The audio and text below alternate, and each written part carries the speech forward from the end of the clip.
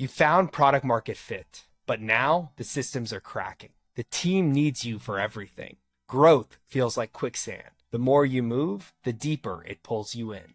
This is the scaling paradox, where founders and operators come to get unstuck. I'm Blake Moseni, and I sit down with founders and operators that nearly burnt out and rebuilt their business to operate without them. If you're stuck in the middle, this is where we fix it. The most obvious symptom to look at is your calendar. What are you spending your time doing? Are you spending all of your time like working on your business, doing really high leverage, high value tasks that are going to drive the next 7 figures of growth in the next 12 months? Or are you spending more and more of your time, right? Like it's change over time.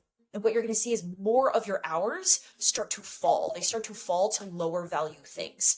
Now you're stuck putting out client fires. Now you're stuck on team meetings that are so frustrating and really inefficient. Your team is disengaged. The challenge, Blake, is like, it's like the frog in boiling water. Like it just slowly builds and sneaks up on us until all of a sudden it's the only thing that we can do. And it's the only, we wake up every day. We just show up and react to whatever the business has for us. We put in the 14-hour day, we go to bed and we're like, what did I even do today? Like I got nothing of value done.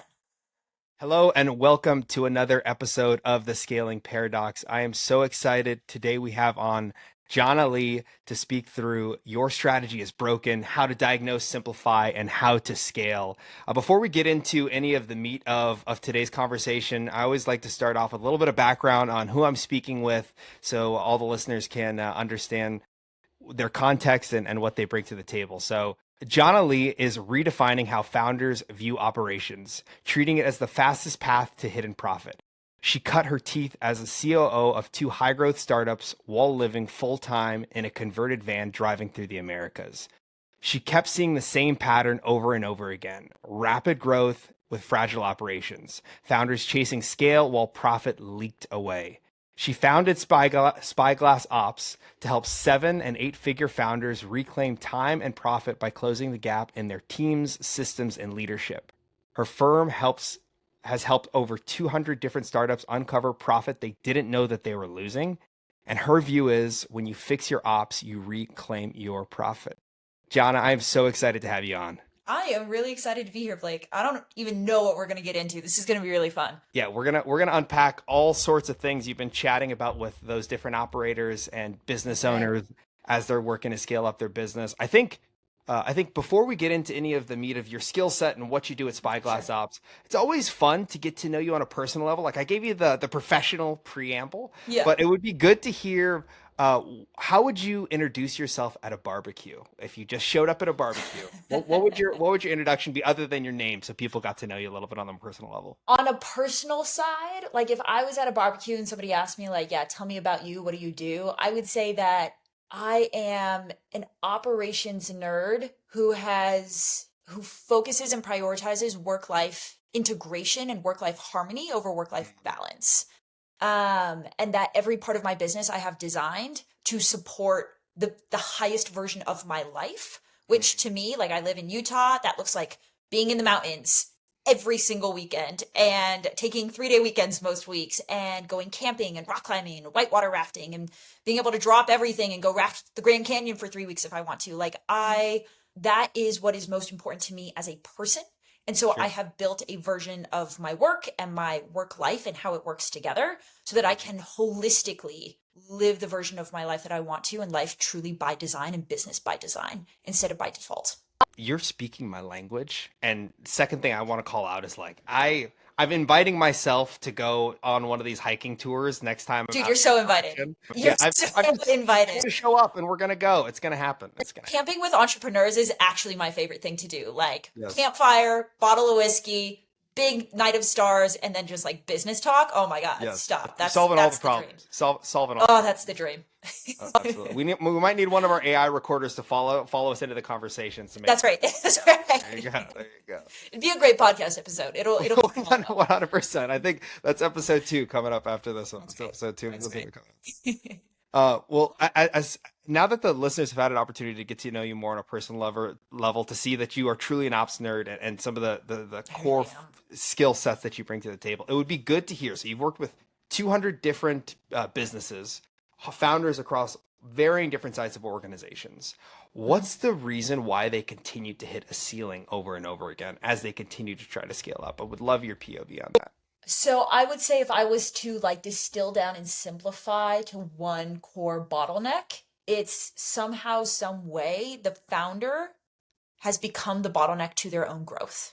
Sure. That can look a couple of different ways, but what it most often looks like is a founder who is spending all of their time and energy, all the hours in the week that they have, sprinting on a hamster wheel. They are doing everything in their business. They are working so hard. They are pouring so much time and energy into this thing. And they have just like hit a limit.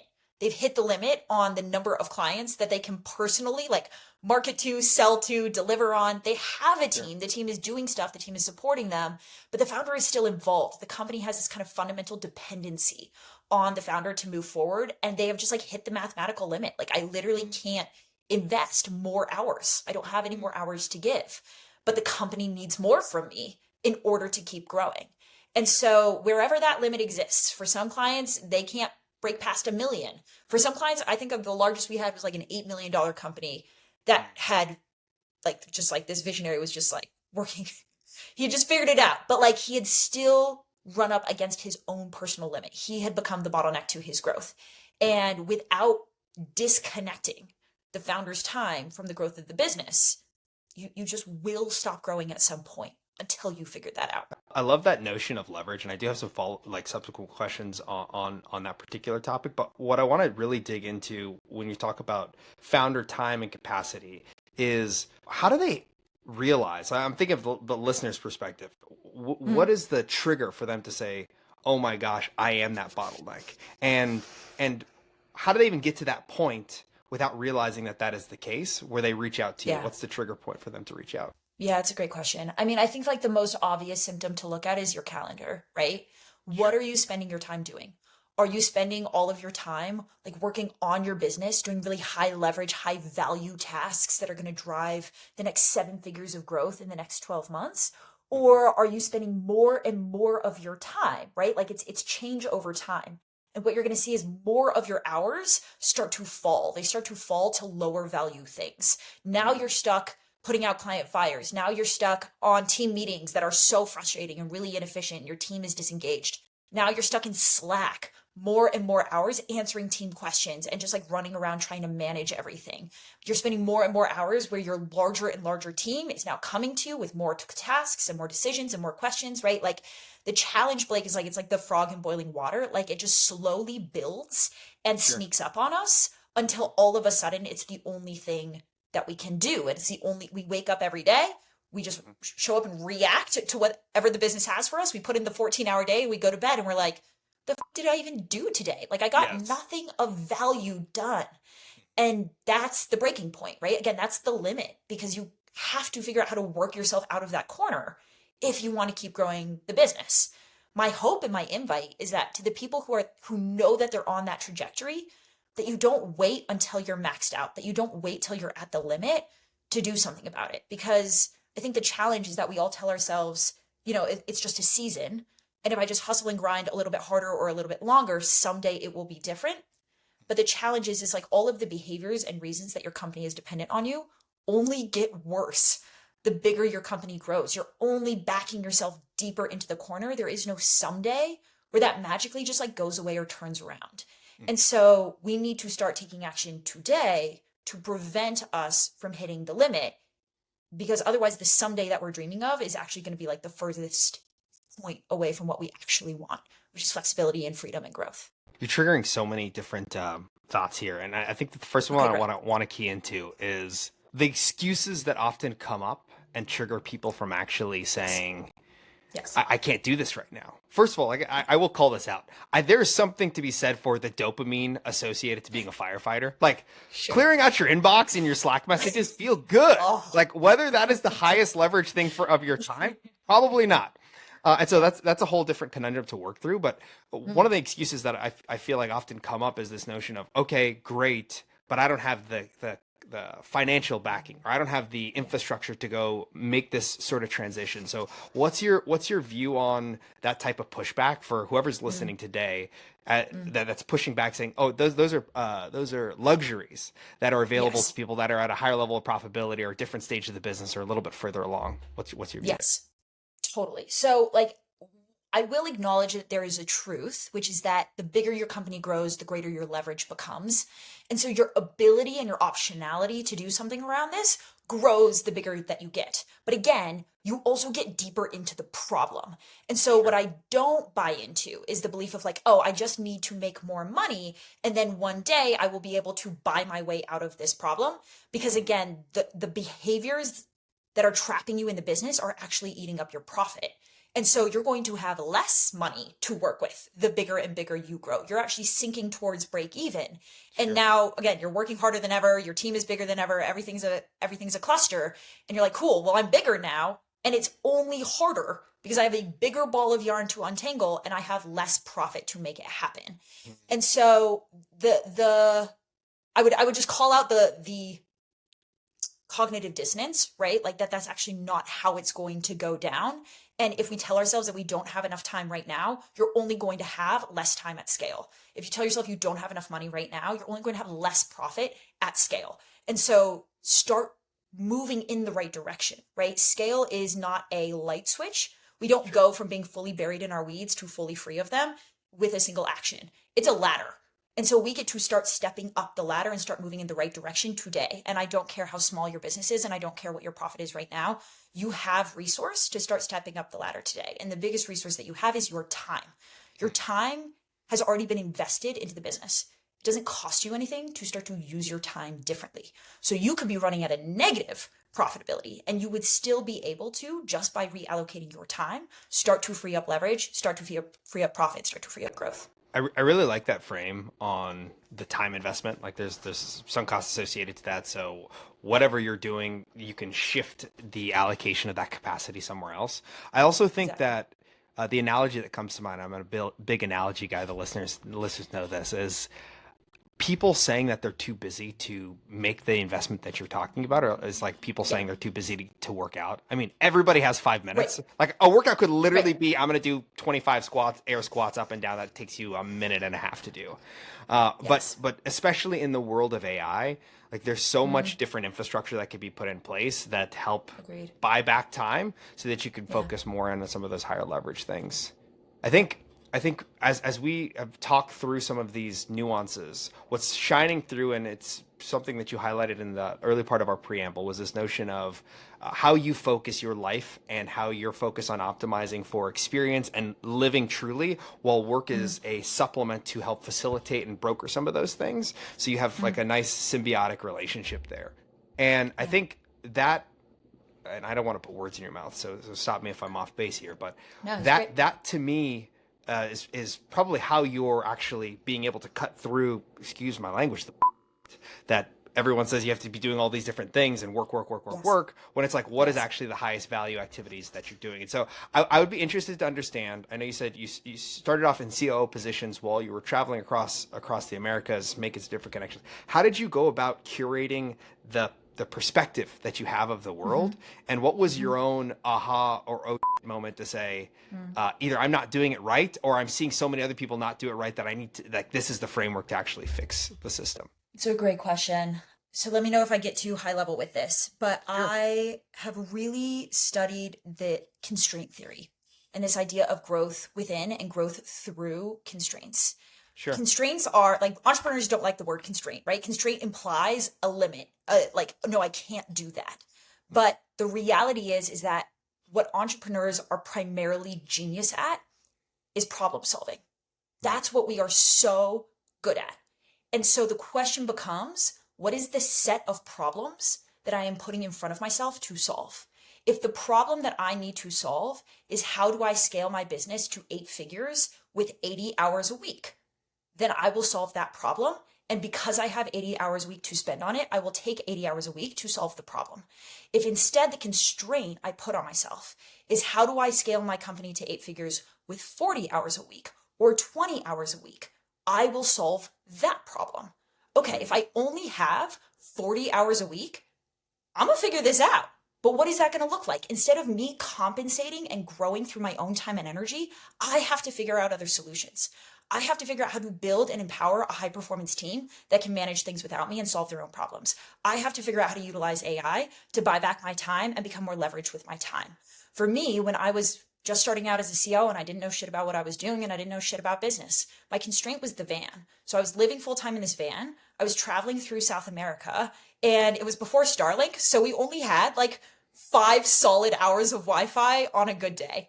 So I put myself in this situation where I had all these forcing functions and all these constraints that if I wanted to continue to live that life, I was going to have to figure out how to scale this business within those constraints. And that was the environment that taught me all of these operational tools that I now teach and practice because I only had 5 hours.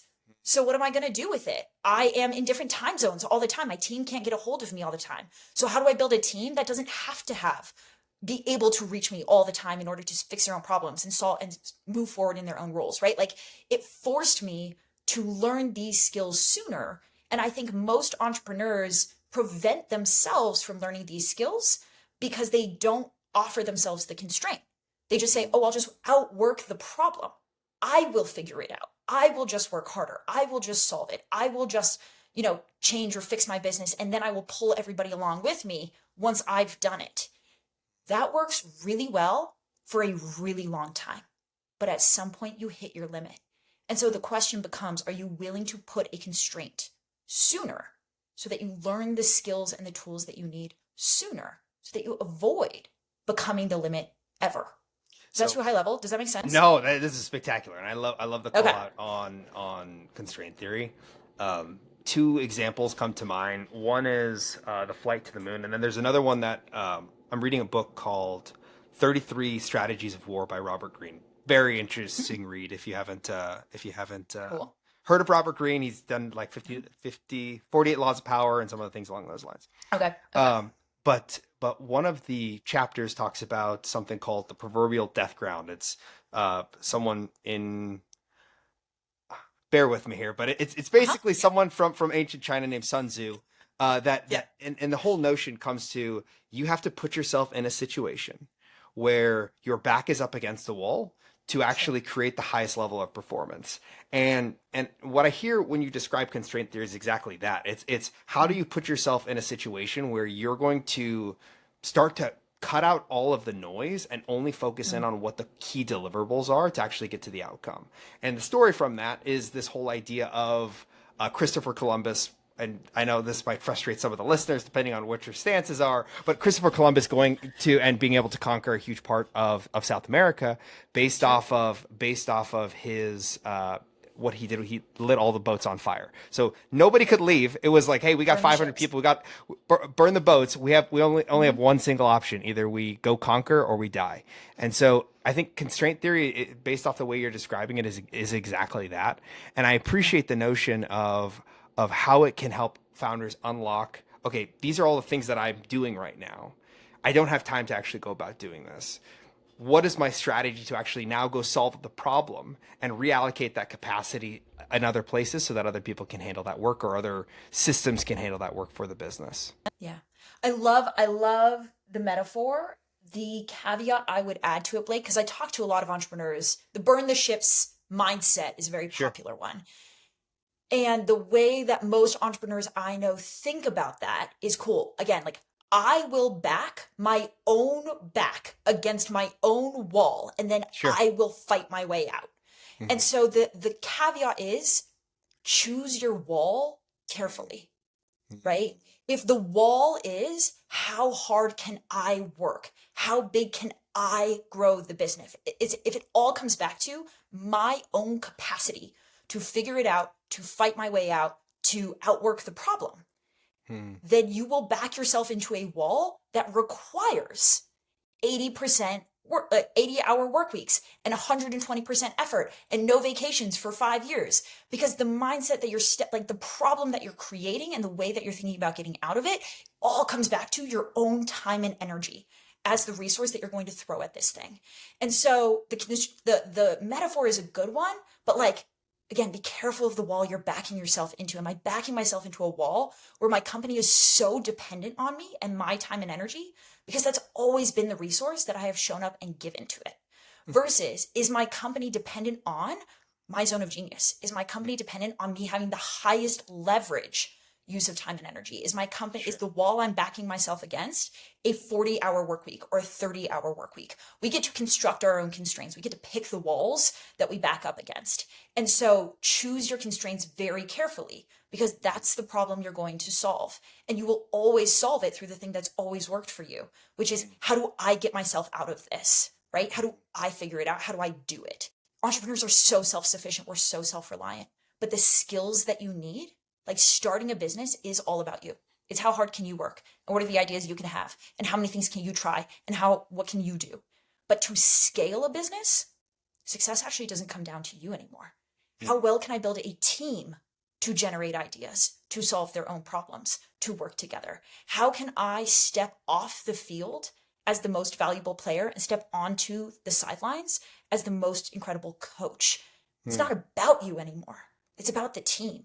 And so if you continue to show up and solve the problems the way that you always have, which is just through yourself, then again, you guarantee putting yourself in a position where your company will always be reliant on you.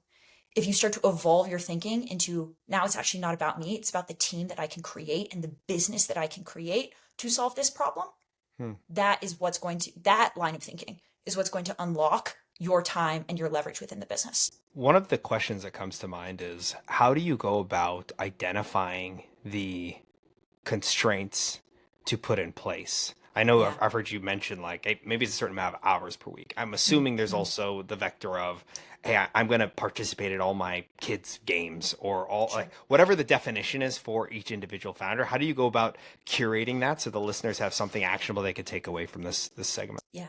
So we do this exercise with our clients that we call triangulation.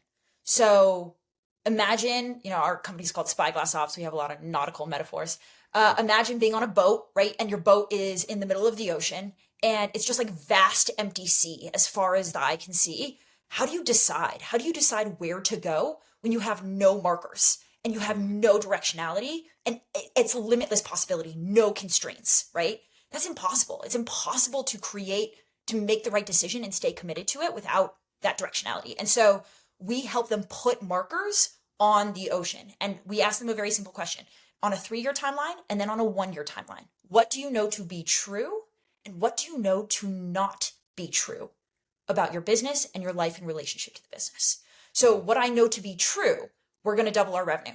We're going to have a minimum 30% profit margin. We are going to work with this type of client avatar. We are going to, serve them with these products and these services. These are the things I know to be true. Okay. Every single one of those is a marker on the ocean. Every single one of those is a constraint. Every single one of those becomes something that you're now able to make sense of the landscape and say, oh, shallow water over here, don't go this way. Or lighthouse over there, head towards that, right? And then the really important part is, what do you know to not be true?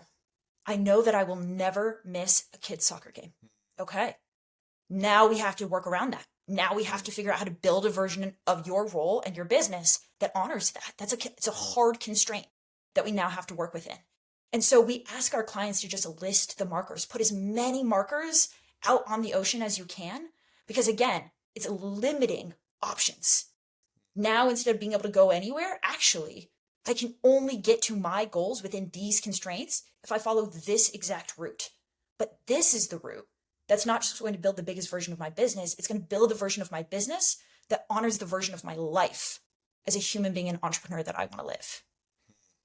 I really appreciate, especially the analogy of like ships and sailing. It Yeah, ties in nicely with the analogy that I gave around totally. uh, And then burn the ships. exchange of exactly, and then burn the Get boat. there and then burn it down. Hey, get Yeah. there and burn it down. Mm-hmm. Now that said, as people are navigating through that, I'm sure that there are different pieces of friction that continue to come up. Mm-hmm. Like it Yeah, almost unpacks the self the inner voice that says, hey, we can't do it this way because I only know how to do correct. it this way. So how Correct. would someone go about navigating Yes. the internal friction? Because to your point, you could put it on paper and say, hey, this is the route to the destination. These are the Yeah. constraints that I'm going to put in place. Now Yeah. the fear sets in. How am I actually going to go about resetting my life, my work, Yeah. and how I approach delivery?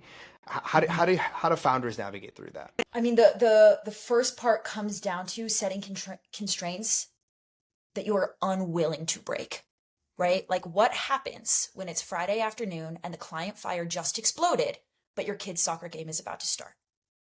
What do you do? Do you skip the game and you handle the client fire? Because that's you breaking a promise to yourself. That's you saying this constraint is a nice to have, not a need to have, and it loses its power as a forcing function.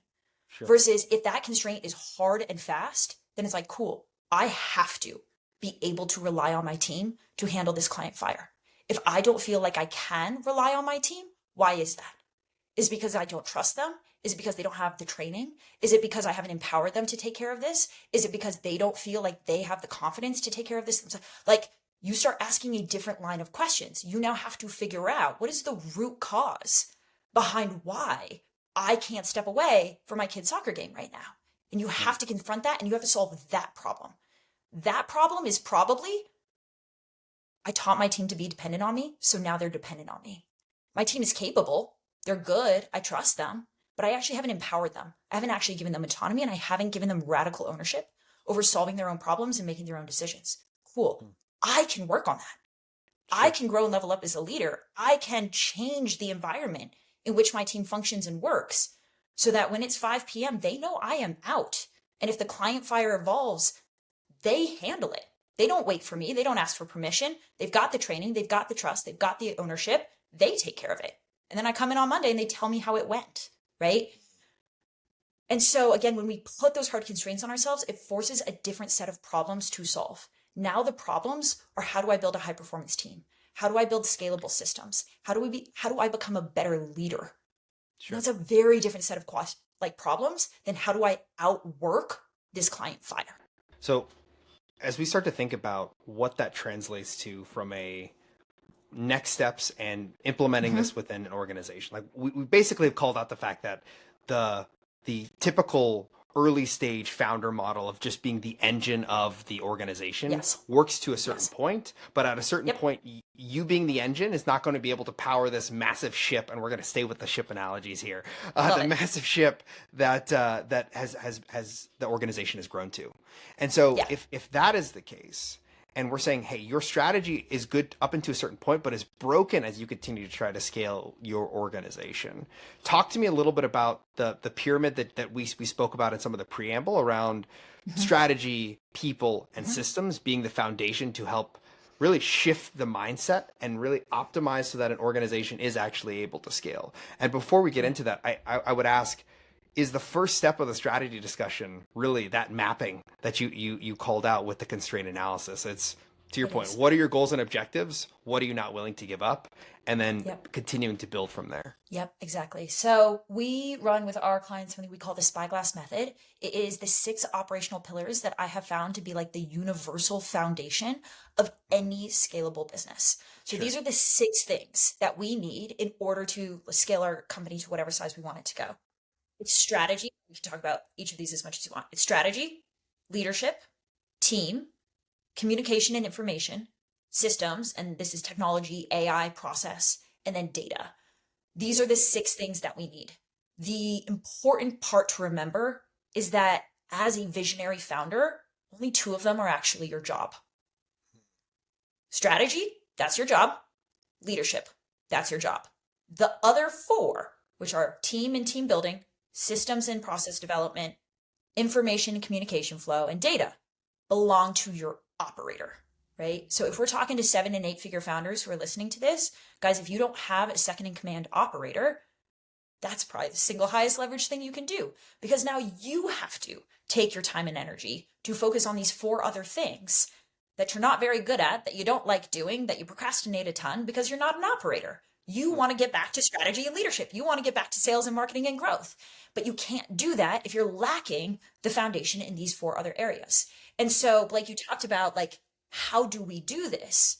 We do this by, as visionary founders, building a super clear strategic vision for here's where we're going and here's the navigational route that we're going to take in order to get there, and then giving that to your operator Sure. so they can translate that into systems and team and process and AI and structure and all of the things that they need to actualize a version of your business that's actually going to be able to go on the journey. I really appreciate the pillars and how you broke it down, especially the delineation of where someone should play. Yeah. As we start to think about the things that most commonly show up as the biggest, the squeaky wheel per se, Yeah. what typically shows up across the businesses, and do you have any use cases that you could talk us through? Yeah. So we looked at the numbers because we do full operational audits for every single one of our clients. So we actually have the data on this. 87% of all businesses that we've ever audited and looked at have two of these three root cause bottlenecks as like the primary reason that the founder has hit the limit or the business has hit the limit and it's not scaling as well as it should. The first is lack of strategic clarity or lack of communication around that strategic vision. So the founder either, again, they haven't done the markers exercise. They don't know where they're going or they don't know how they're going to get there. They haven't figured that out because they're so buried in the weeds that they've lost sight of the strategy and that they don't have enough time to just like sit there and think and set a strategy that's actually going to scale the business. So they either don't have it or they haven't communicated it effectively. Like they have it, it's in their brain, but I haven't communicated it to my team and to my operator in such a way where they're able to run alongside me. It feels like I have to like lead the charge and then I have to drag them behind me instead of all of us running up this mountain together, right? Sure. So strategy is a big one. The second one is leadership style. And so this is some variation of control, micromanagement, lack of ability or willingness to delegate autonomy and ownership to your team. And as a result, you have a team that is dependent on the founder. They're coming to the founder for everything. The founder has to sign off on every task and answer every question and double check all the work and make every decision. And 9 times out of 10, that's not because the team isn't good enough. It's because the founder has not figured out how to lead in such a way that empowers the team to be self-managing. And so we actually have to work with the founder themselves on their leadership style so that they can unlock a version of the team that is going to perform in the way that they need. And then the third one is role clarity. They don't have, the team doesn't have the structure that it needs. Like people are wearing all of these hats, everybody's running around, doing all of the things, chasing all of the balls. And it becomes a very chaotic and overwhelming day to day in the business. And in that environment, your team actually can't be proactive, solve their own problems, make their own decisions, because they don't have clarity around which of those problems and decisions actually belong to them and their role. Everybody's just doing everything all the time, and there's a complete lack of accountability and ownership. So generally, some combination of those three root causes is almost always what stalls out 7-figure business owners on their way to 8. If you were going to give anybody some hacks that are listening in, because everyone loves loves a good hack, We love a hack. we're creating some real content right here. So, Yeah, which yeah, is what would the hack be to solve those three issues? And obviously, it's probably three different things. But what's the advice that you would give over drinks to a buddy that's asking you these type of questions? And Yeah. So like these are the three things that we walk our clients through directly because again, they come up so often. So for strategic vision, we have that navigational chart process. We do the markers and we walk through a few other exercises that essentially take the vision of what you want the business to be and reverse engineer that and break that down into like a set of targets and strategies around how are we going to get there. So if that's your root cause, the answer is step away from your computer, lock yourself in a cabin for a weekend or go for a long ass walk. Like you need to sit and you need to think, what is it that you actually want? What is the version of the business that you want to build to get you there? And how are you going to create that version of the business? As the visionary founder, you are the only person who can answer these questions. And you need to give yourself the space to answer those questions. The resource, if you don't want to like work with me on it, is the book The Road Less Stupid by Keith Cunningham. Great book. So there's a hack. That's strategic vision. Are there specific questions to go? Like, what are the 2 or 3 questions that someone can leave with to take into that 1 weekend in the cabin in the woods? Is it just tying back to what you were talking about before? What are the 5-year vision versus the constraints? Like, are there other questions that they should be considering as part of that reflection? Yeah. So I would look at, I would set those constraints, right? The 3-year constraint and then the 1-year constraint. And then this is the one that our clients fucking hate us for, but it's probably the single most powerful question.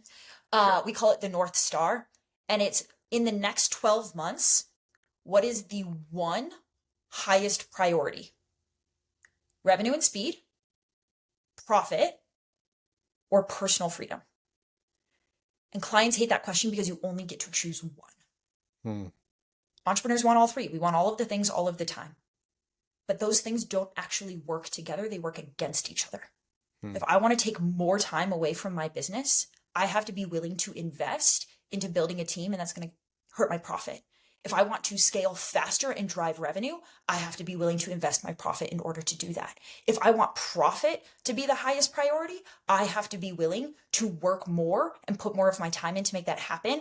And I'm probably going to scale less quickly because I'm pulling more money out of the business, right? So like we want all of the things, but these are actually mutually exclusive.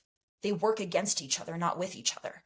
And so the Sure. question becomes, what is my highest priority? And then the important follow-up to that, what is my threshold on the other two that I am willing to sacrifice? What am I willing to give up in terms of personal freedom and profit to achieve speed and growth? What am I willing to give up in terms of my time and my revenue to achieve profit? What am I willing to give up in terms of revenue and profit to achieve freedom? And set, like, again, you're setting constraints. What are the constraints I am willing to sacrifice in order to achieve the thing that is most important to me? I get to be the contrarian that asks the question that I think many Mm-hmm. people are listening and thinking to themselves is, why can't I have it all? Why Why can't I can't we have it all? why can't we do all simultaneously and figure it Yes. out? What's your feedback to people when they ask that question? Yeah. You can have it all. You just can't have it all at the same time. And so you get to decide. You can have a little bit of all of it. You could have 30% of it all, but then you only get 30% of each of them. Or you get 100% of one right now, and then you get to, again, in leverage, I could throw every single dollar and every hour of my time into growing this business as big as possible, and then I can exit that business, and then I can have a bunch of profit and a bunch of free time. Or I can maximize profit and create this incredible cash flowing business. But I'm going to have to invest my time to do it, and it's not going to grow as fast in the short term, right? So the answer isn't no. Entrepreneurs hate the word no. The answer isn't no. The answer is not yet. Hmm. Where am I willing to delay gratification? Where do I want to prioritize focus and energy right now? And I think the really important thing there, Blake, is like nobody gets to answer that question for you. There is no right answer to that question. You get to decide. But what I most often see is entrepreneurs who let somebody else answer the question, namely social media gurus who tell them how easy it is to get to 8 figures with $1 billion in profit and 2 hours of work a week. Yep. When we And try then to sign up for my pursue course. that, and then sign up for my course so I can show you how to do it. When we buy into the belief that we can have it all without opportunity cost and without constraints, then we don't get any of it. We work ourselves so hard trying to do all of the things all at once that we achieve none of the things at expense of ourselves. And so you get to decide what is the version of life and business that you want to build, but then you get to own the opportunity cost of those choices. I think what I appreciate most about this sentiment is the decision's yours, Totally. and the outcomes will vary based off whatever decision you make. Yeah. I think there's something to be said for there's no right or wrong answer, but also realizing that if you are trying to do all of them at 100%, you are doing none of them effectively. And you're Correct. probably going to have so much internal turmoil and strife that actually causes you to not achieve the ultimate objective that you're aspiring towards, which is maximizing all three. And so Yes. by choosing, and we always hear these things all over the internet and across different books and pieces of content, which is focus is key.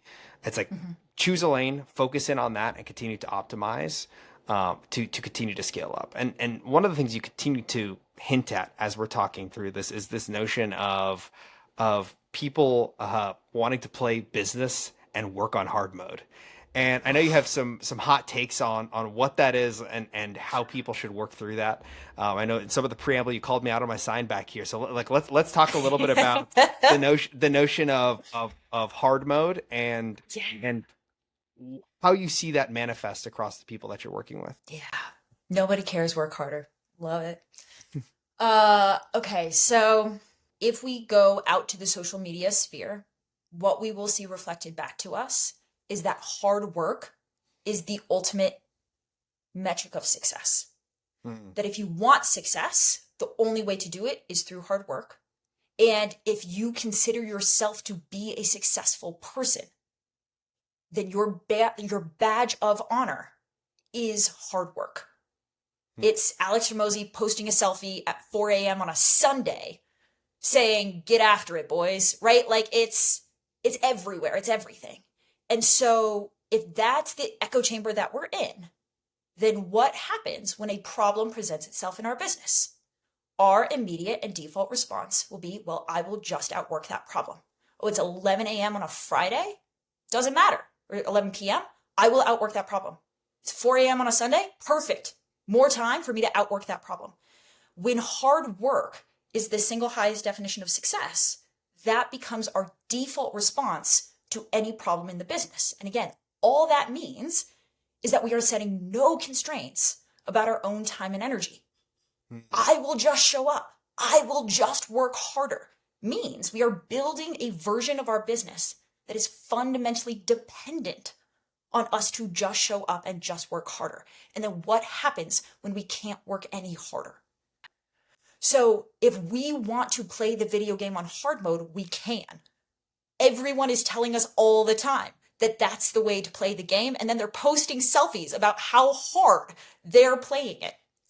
But what happens if we set a different constraint, which is how do I build this business in the, like for me, with the most joy? That's my constraint. How do I do it with the most amount of joy?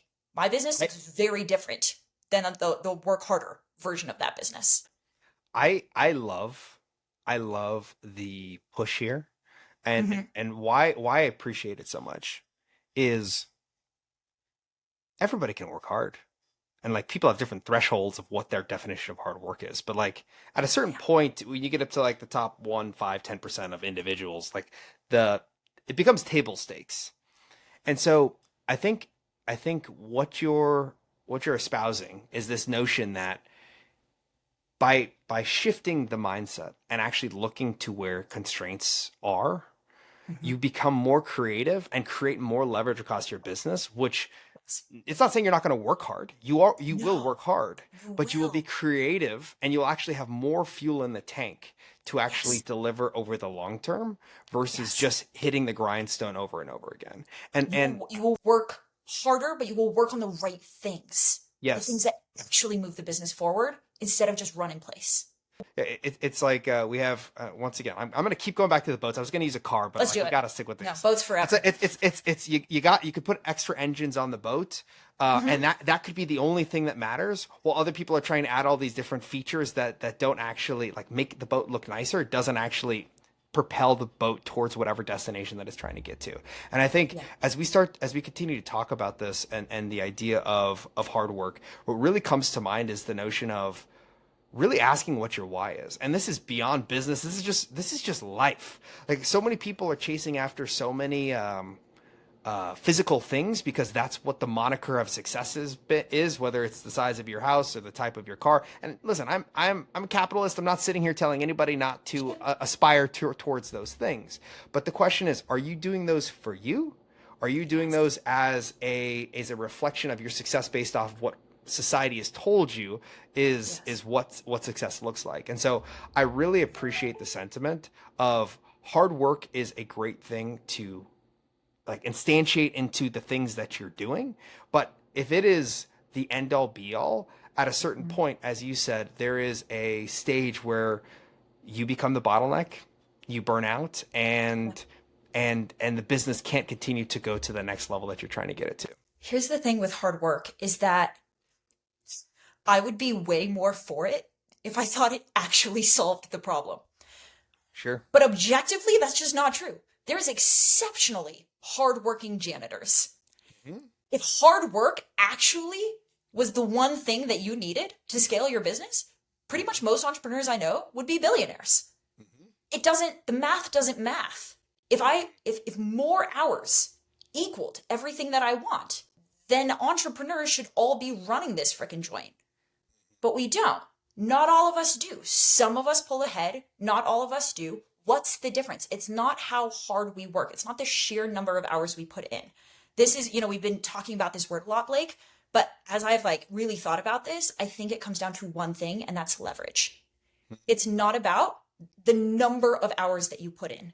It is about the ratio between the number of hours you put in and the outcome of those hours. It is about what you get back out of every hour you put in. So you can put in as many hours as you want, but if you're getting a one-to-one return on those hours, you will sprint in place. You will sprint really hard, but you will be on a treadmill. You're not going anywhere. Versus Alex Hormozi works really hard. But the reason we're not Alex Hormozi is because he has more leverage than we do. Every hour he invests produces a 1 to 1,000, 1 to 10,000 ROI and return. And so it's not don't work hard. That's not what I'm saying. I'm saying work hard on the things that produce maximum leverage, and recognize that leverage is a ratio, right? It's not about how hard do I work. That's only looking at one side of the equation. It's how much do I get out of every hour that I work. And if I'm spending all of my time on low leverage activities, then I'm actually not, I'm stalling myself out. I'm sprinting myself into a brick wall. Versus if I reallocate that time based off of the outcome, not the input. I love that. And I want to go to the Alex Hormozi call out that you have here. For the listeners, I know not everyone knows who Alex Hormozi is. He's a spectacular creator and business guru that has a lot of really good information out there.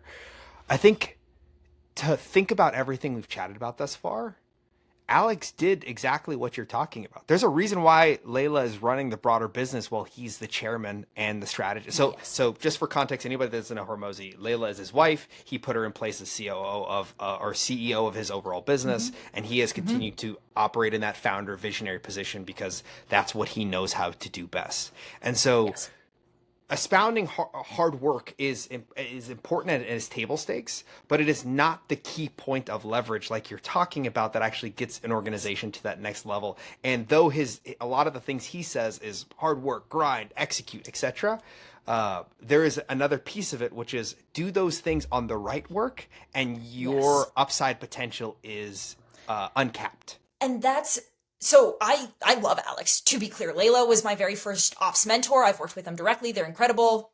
From a business lens perspective, oh my God, I'll do whatever that woman tells me to do. And it's not that he's wrong with this hard work thing. It's that it's just an incomplete picture, like you said. Yes, he's saying work harder for the sake of working harder. But if we really examine what Alex Hormozi did and his journey, every single step of his journey has been focused not on hard work, but on leverage. And he used hard work as an engine through which to drive leverage, right? So at the beginning, when he was a nobody, and we're all nobodies and none of us know what we're doing and we're just starting out, the single highest leverage thing we can develop is skills. That was Alex sleeping on the floor of his gym, learning how to sell, traveling around the company, helping Jim sell, right? He was developing skills. Cool. Once he had skills, he could leverage those skills to start to make money. When he started to make money, he leveraged that money to hire a team, to bring in Layla. So now we're leveraging other people. We're leveraging people to do the thing so that we don't have to do it. Okay, that created an enormous amount of leverage because now he has a team that can run this instead of him. Great, that produced a huge amount of money. They were able to scale and sell their business and then take that capital, that financial capital, and invest that into acquisition.com. And that became the leverage vehicle. And then what did he do? He built a brand, and now his brand is the single highest leverage thing. So if you look at Alex, like you really study him, it's not that he didn't work hard, it's that he worked so strategically on acquiring the next rung of leverage that was available to him. And then he was so laser focused on doing nothing except for that and not letting any of the bullshit or the busy work get in the way of achieving that. And then he stepped up the ladder faster than anyone else. So again, it's not don't work hard, but if you really study Alex Hormozi, it's not about working hard or not working hard. What did he work on? Where did he build leverage at each step of his journey? That's something we can replicate in our own journey. I love the sentiment, and I think you tell me if I'm putting words in your mouth, but the thing for people to leave today's conversation with is really analyze everything that you're doing. look for leverage and opportunity and leverage some of the frameworks that we've spoken about today to help unpack where is there potential for leverage to be inputted into your overall organization. Would you agree with that Yes. summary? Yeah, and I would follow it up by saying, and like, don't let yourself fall into the limiting beliefs that are trapping you in the just work harder, right? Don't fall into the beliefs of I don't have enough money to create leverage. I don't have enough time to create leverage. Again, your time already exists. You've already invested it. It's not about how do I put in more hours. It's about how do I get more out of the hours that I'm putting in. Just by asking that question, you will immediately start to shift your business in the right direction. You will unlock time, you will unlock money, you will unlock profit, you will unlock a high performance team, you will unlock leverage. And then you get to start stepping your way up that ladder. Today's conversation was spectacular, and I think there's so Pretty many fun. nuggets that the speakers had to take away, or the listeners, excuse me, have to take away from speakers too. I got some good stuff out Sure. of it. But what I would ask before we get ready to wrap up is a couple just closing questions. One is, if you were to go back and give advice to your younger self, what would it Mhm. be? Don't take yourself so seriously. You Why? can take your goals seriously, but that doesn't mean you have to take yourself seriously. It goes back to the why, right? It's not that I don't work hard in my business. Why do I work hard? Because Hmm. I fucking love it. And I have Hmm. so much fun doing the work that I do. That is worth working hard for. And so I didn't realize that for a really long time. I was really serious and really straight edged because I didn't realize that you could have big, serious goals, but you could play your way there instead of Hmm. grind your way there. And unlocking that changed everything about how I run my business. And isn't it the best that it's just a turn of the chair? Just a different Dude, view of whatever you're doing to get that perspective. 100%. It's all 100%. up here. It's all up here. Yeah, it's just mindset Uh, game. one other question for you. What are you most excited about looking into the future? To just keep getting better. Like I am just in an endless pursuit of the next highest version of myself, and I just can't fucking wait to meet her. And I can't wait to go through the journey, hard as it is, that will be required to become her. Uh, and I am so excited to spend my life in pursuit of that. So many nuggets for the listeners. Where can people find you? Where can people find out more about Spyglass? Yeah. What are your socials? Yeah, so guys, I know this was a pretty like high level conversation, but like the good news is like all of this can actualize down into your business in the form of like team and systems and processes and all the boring ops shit. So if you want our help with that, spyglassops.com is where you can find out more about us and our services. And if you just want to follow along and get more free value, I post 3 videos on YouTube every single week at the Jhana Li, and I'm also on Instagram at the Jhana Li. Jana, it was spectacular speaking with you today. Looking forward to more opportunities in the future for the listeners to get more nuggets and knowledge from you. And Yeah, dude. just You and me are going camping. We've got a hard date on the calendar. we have a live recording coming up in the That's future. right. I'm excited. I'm That's excited. right. Thank you, Blake. This is Appreciate you. Absolutely.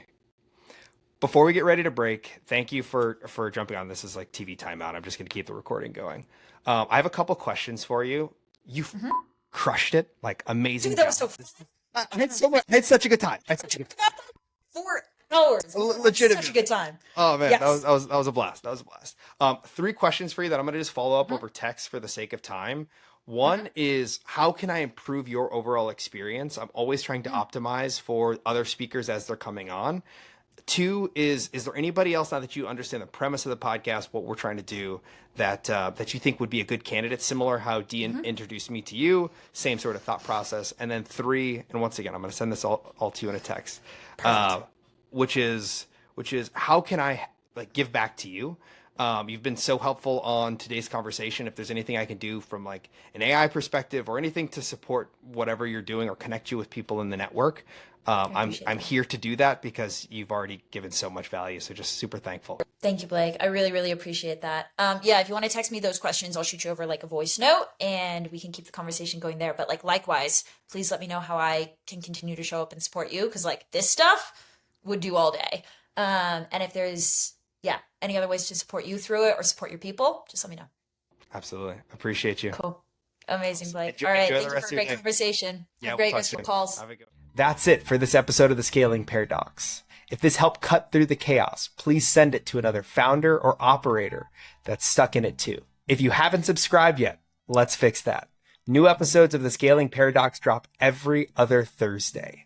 There's no filler in this podcast, just the real work of scaling past yourself.